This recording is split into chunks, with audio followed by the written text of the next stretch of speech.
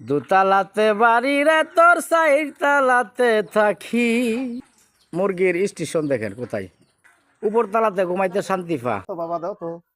এই যে একটা, এই হলো 24, 24, এই যে 28, 32, 9 হালি 3টা, 9 হালি 3টা। এখন একটা ডিম প্রায় 15 থেকে 20 টাকা করি। এখন হিসাব করেন এই ডিমগুলোর দাম কত।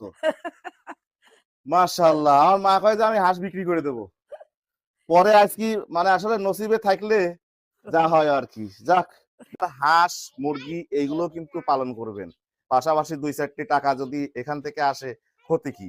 হাঁস মুরগি গরু ছাগল সবকিছু রাখা ভালো। দর্শক, এই যে দেখেন আমার হাঁস মুরগা কোথায় থাকে। দুতালাতে বাড়ি রে তোর সাইড তালাতে থাকি।